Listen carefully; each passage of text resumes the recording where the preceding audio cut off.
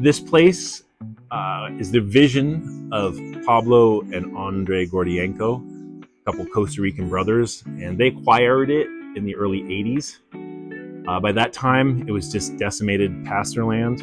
In the 60s, it had been tropical forest, but it had been clear cut for cattle. And then by the 80s, when the Gordienko brothers got it, it wasn't good for much of anything.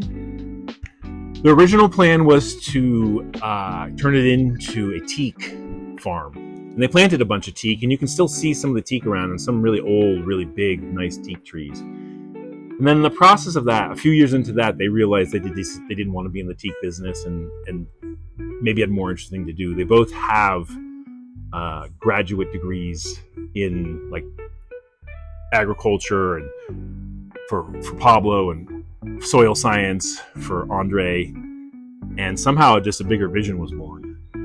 I don't know. They've never told me all the stories. It's just that they decided that they wanted to turn this into a place that would be sustainable, that would be an example of agroforestry, would be an example of what is possible.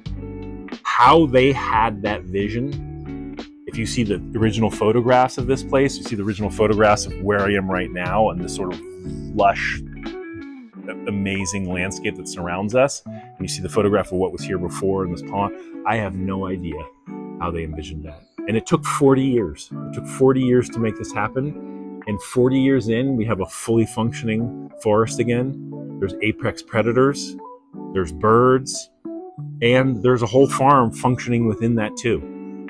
And to say that it's lived up to whatever their vision could be, I could never have imagined something like this. So I think it would have far exceeded anything that they could have possibly hoped for or imagined.